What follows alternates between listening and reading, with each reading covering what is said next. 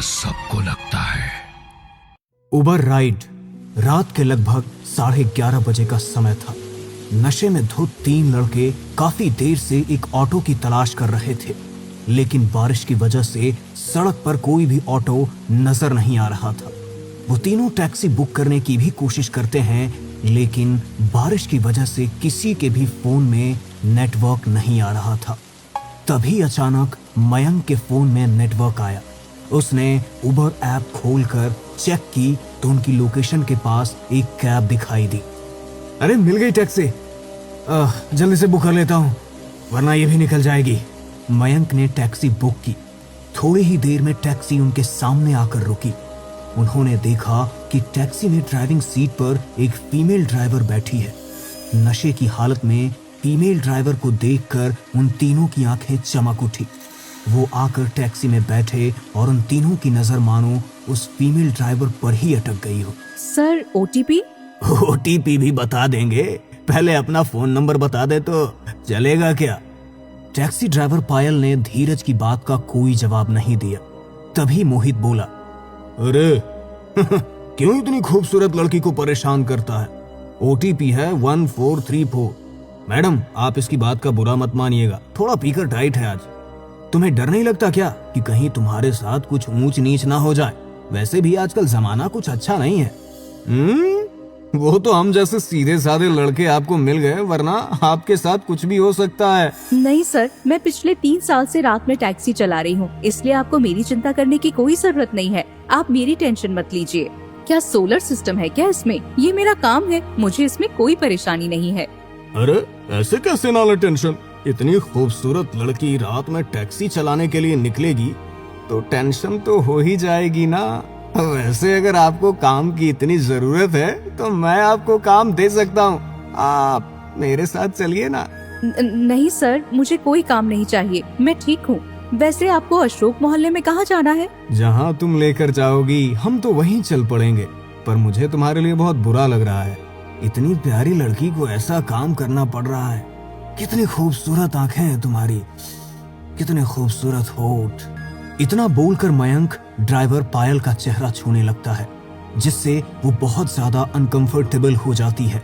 वो मयंक का हाथ हटाने की कोशिश करती है तो मयंक उसकी तरफ देखकर एक अजीब सी स्माइल देता है। सर प्लीज आप थोड़ा ठीक से बैठिए, वरना गाड़ी का बैलेंस बिगड़ जाएगा।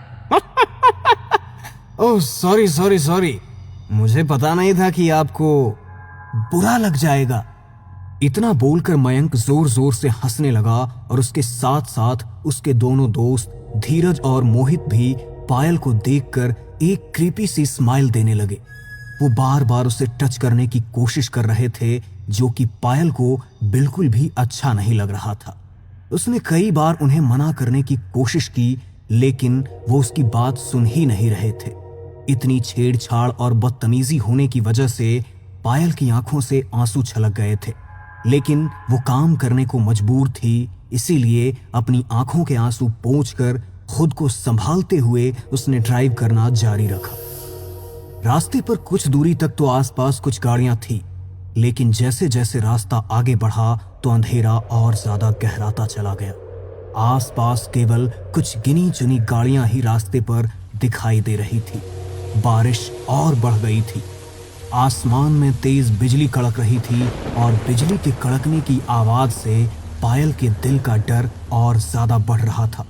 वो यही सोच रही थी कि अगर इस सुनसान रास्ते पर उसके साथ कुछ गलत हो गया तो यहाँ पर उसे कोई बचाने वाला भी नहीं है। एक तो सुनसान रास्ता, आधी रात का समय और गाड़ी में एक अकेली लड़की के साथ दारू के नशे में धुत लड़के। किसी भी पल कोई अनहोनी घट सकती थी। अरे बेबी, कितनी ज्यादा घबरा रही हो तुम? हम तुम्हें कोई आवारा लड़के लगते हैं क्या? अच्छे खासे घर के शरीफ लड़के हैं हम, इसलिए तो तुम्हारी खूबसूरती की कद्र कर रहे हैं। बस तुम्हारे साथ थोड़ा सा समय बिताना चाहते हैं। कोई भूत प्रेत नहीं है जो तुम्हें खा जाएंगे। सर थोड़ी देर में आपकी लोकेशन आ जाएगी, फिर मैं आपको ड्रॉप कर दूंगी। प्लीज ये राइड मेरे लिए और मुश्किल मत बनाइए। तभी अचानक आसमान में जोर से बिजली कड़की। अचानक पायल का फोन बजा और चौंक कर उसने कॉल रिसीव कर ली। हेलो, हाँ बेटा, अच्छा ठीक है, मम्मा बस 2 मिनट में आती है। हाँ, तुम बिल्कुल भी घबराना नहीं। अरे माफ करना, हमें पता नहीं था तुम शादीशुदा हो। अरे शादीशुदा है तो क्या हुआ, हमें तो वो भी चलेगी। ये बात बोलकर वो तीनों पायल की तरफ देखकर बड़े ही बदतमीजी से हंसने लगे। तभी पायल ने कहा, सर क्या आप मेरी एक हेल्प कर सकते हैं? अरे जाने मन, हेल्प? तुम तो जो मांगो वो तुम्हारे लिए हाजिर है, बोलो। सर एक्चुअली मेरा बेटा घर पर अकेला है और अकेले उसे बहुत डर लग रहा है। मेरा घर यहाँ पास में ही है, क्या मैं बस 1 मिनट के लिए अपने घर जा सकती हूँ? एक बार अपने बेटे को जाकर थोड़ा समझा दूंगी तो वो शांत हो जाएगा। सिंगल पेरेंट हूँ ना, और फैमिली में कोई और है भी नहीं, इसलिए सब खुद ही मैनेज करना पड़ता है। अरे हाँ हाँ तुम जाओ, कोई परेशानी वाली बात नहीं है, लेकिन बस आना जल्दी। जी सर। पायल ने गाड़ी ड्राइव की और एक घर के सामने जाकर टैक्सी रोक दी। मैं बस अभी 2 मिनट में आ जाऊंगी सर। ठीक है। पायल घर के बाहर टैक्सी रोककर जल्दी से दरवाजे का लॉक खोलकर घर के अंदर गई। तभी टैक्सी के अंदर बैठे मयंक ने कहा, क्या बात है, बिना मेहनत किए ही लड़की के घर का पता चल गया और परिवार में कोई है भी नहीं, घर का दरवाजा भी खुला हुआ है। ऐसा मौका बार बार नहीं मिलता यार। चलो हम भी अंदर चल लेते हैं, ड्राइवर मैडम स्वागत तो करेगी हमारा। हमने इतना कोऑपरेट किया है, थोड़ा कोऑपरेशन तो उसे भी दिखाना पड़ेगा ना। तीनों टैक्सी से उतरकर दरवाजे से घर के अंदर चले गए। पूरे कमरे में घुप अंधेरा था। तीनों को एक दूसरे का चेहरा भी ठीक से नजर नहीं आ रहा था, लेकिन तभी उनके कानों में एक आवाज पड़ी, बेटा मम्मा बस उन 3 लोगों को छोड़कर अभी आपके पास आ जाएगी। अब मम्मा को जाने दो, मम्मा जल्दी आ जाएगी। हाँ ठीक है मम्मा, पर प्लीज देर मत करना। आपको पता है ना, मुझे अकेले डर लगता है। लगता है ऊपर वाले कमरे में होगी। टॉर्च जला, ऊपर चलते हैं। उन्होंने फोन की टॉर्च ऑन की और सीढ़ियों से ऊपर की तरफ बढ़े। रात के पहर सीढ़ियों से चरचर की आने वाली आवाज बड़ी ही भयानक लग रही थी। वो जैसे ही ऊपर पहुंचे तो उन्हें कमरे से पायल के चीखने की आवाज आई। कहीं कुछ हो तो नहीं गया मैडम को? लगता है उस कमरे में है मैडम। तीनों ने कमरे का दरवाजा खोला। अंदर भी गहरा अंधेरा था, इसलिए ठीक से कुछ नजर नहीं आ रहा था। वो तीनों अपने फोन के टॉर्च की रोशनी से पायल को ढूंढ रहे थे। तभी उन्हें एक बच्चे के रोने की आवाज आई। उन्होंने पीछे मुड़कर देखा तो कमरे का दरवाजा बड़ी ही तेज आवाज के साथ खुद ब खुद बंद हो गया और अचानक पायल उनके सामने आकर खड़ी हो गई। उसे अचानक अपने सामने देखकर वो तीनों घबरा गए। सर मैंने बोला था ना, मैं बस 2 मिनट में आ रही हूँ। आपने मेरा इंतजार क्यों नहीं किया? आप मेरे घर में क्यों चले आए? हमने सोचा कहीं तुम्हें हमारी मदद की जरूरत हो तो हम आ गए। वैसे आज रात हम तीनों तुम्हारे घर रुकना चाहते हैं। बाहर कितनी बारिश हो रही है, देखो ना, और तुम्हारा बच्चा भी घर पर अकेला है। तुम कहाँ पहले हमें छोड़कर आओगी और फिर वापस अपने घर आओगी, इसीलिए हम सोच रहे हैं आज रात यहीं रुक जाते हैं। चाहो तो बदले में तुम पैसे भी ले लेना। पायल के चेहरे पर गुस्सा साफ झलक रहा था। तभी अचानक बड़ी ही तेज बिजली कड़की। बिजली की रोशनी जैसे ही कमरे के अंदर पड़ी, पायल उनके सामने से कहीं गायब हो गई। उन्होंने इधर उधर टॉर्च मारकर देखा, लेकिन पूरे कमरे में पायल कहीं भी नजर नहीं आ रही थी। अचानक उन्हें अपने पीछे से किसी की दबी हुई हंसी की आवाज सुनाई दी। वो पीछे मुड़े, लेकिन अपनी आंखों के सामने का नजारा देखकर उनकी आत्मा सिहर उठी। उनकी आंखों के सामने पायल थी, लेकिन उसका रूप अब पहले जैसा सामान्य नहीं था। उसका पूरा शरीर सफेद पड़ चुका था। आंखें अंदर को धसी हुई बिल्कुल सफेद हो चुकी थी।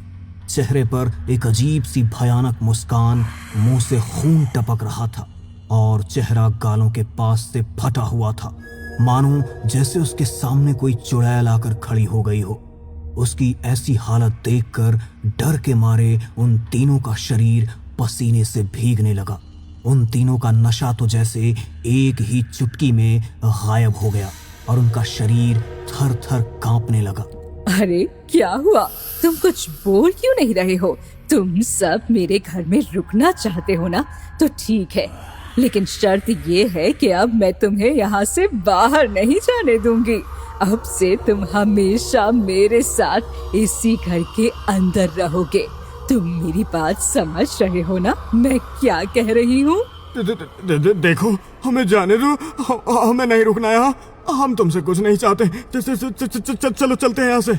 इतनी आसानी से कैसे जाने दूं? उसने मयंक और धीरज के पेट में अपने पहले नुकीले नाखूनों को काट दिया और दोनों को पूरी ताकत से हवा में उठाकर दीवार की तरफ फेंक दिया। मोहित डर कर वहां से दरवाजे की तरफ भागा।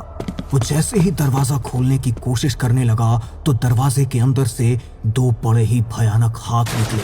उन्होंने मोहित की गर्दन को कसकर पकड़ लिया। मोहित की गर्दन से खून टपकने लगा और वो बेसुध होकर नीचे गिर पड़ा। इसके बाद वो औरत मयंक की ओर बढ़ने लगी। मौका देखकर धीरज ने दरवाजे का हैंडल घुमाया और कमरे से बाहर निकल गए। कमरे से बाहर निकलते ही जैसे ही उसने एक कदम आगे बढ़ाया उसके पैर किसी से टकराए। धीरज ने नीचे देखा, वहां मोहित की डेड बॉडी पड़ी हुई थी, जिसे देखकर धीरज घबरा जाता है। वो अपने चारों ओर देखता है। ये देखकर वो हैरान रह जाता है कि वो फिर से उसी कमरे में आ गया है और वो टैक्सी ड्राइवर उसके ठीक सामने खड़े हुए गुस्से में उसे ही घूर रही है।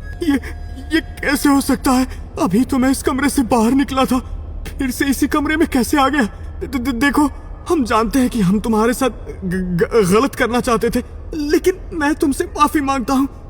हम आज के बाद फिर कभी किसी लड़की की तरफ आंख उठाकर भी नहीं देखेंगे। प्लीज हमें जाने दो। तुम्हें जाने दूं? लेकिन मैं तुम्हें कैसे जाने दूं? पिछले 2 साल से हर रात ये कैब लेकर मैं सड़कों पर तुम्हारी तलाश में ही तो निकलती हूँ। कब से तुम्हारा इंतजार था कि कब तुम मुझे मिलो और कब मैं तुम तीनों को अपने हाथों से मार कर अपना बदला लूं। अब मुझे इतना अच्छा मौका मिला है तो मैं तुम्हें जाने कैसे दे सकती हूँ? क्या पिछले 2 साल से तुम हमारा इंतजार कर रही हो? लेकिन हम तो तुम्हें जानते भी नहीं हैं। तुम्हारा हमसे भला क्या वास्ता है? देखो, हम तुम्हारे सामने हाथ जोड़ते हैं, प्लीज जाने दो हमें। हाथ पैर तो तुम्हारे सामने मैंने भी जोड़े थे, लेकिन तुमने भी तो मेरी कोई बात नहीं सुनी थी ना। 2 साल पहले तुमने मेरी जिंदगी बर्बाद की थी और उसके बाद मुझे मार कर फेंक दिया। मेरे परिवार को तो मेरा अंतिम संस्कार करने के लिए भी मेरा शरीर नहीं मिला। जैसा तुमने मेरे साथ किया, अब वैसा ही तुम्हारे साथ भी होगा। प्लीज प्लीज ऐसा मत करो। अरे बेबी, अपने हाथ में आए शिकार को हम ऐसे जाने नहीं देते। तुम रोगी हमारे सामने, गिड़गिड़ाओगी, लेकिन इसका कोई फायदा नहीं है। हाँ, क्योंकि आखिर में होगा तो वही जो हम चाहते हैं। अब रोना बंद भी करो, चलो कम ऑन, आ जाओ। अब तक तो तुम्हें सब कुछ अच्छे से याद आ ही गया होगा। अब तुम्हें मारने में और मजा आएगा। उसने अपने हाथ में एक फावड़ा उठाया और एक एक करके तीनों के चेहरे पर दे मारा। उनका पूरा चेहरा खून से लथपथ हो गया। एक के बाद एक उसने उनके ऊपर कई वार किए, जब तक कि उनके शरीर के अंदर की आखिरी सांस खत्म नहीं हो गई। वो उन तीनों को कमरे की खिड़की की तरफ लेकर गई। उनके शरीर के टुकड़े टुकड़े करने के बाद उसने उनके शरीर के टुकड़े खिड़की से नीचे फेंक दिए। घर के नीचे इंतजार कर रहे कुत्ते उनके शरीर के टुकड़ों पर झपट पड़े। उन्होंने उनके शरीर का मांस नोच डाला और कभी किसी को उन तीनों के बारे में फिर कोई खबर नहीं मिली।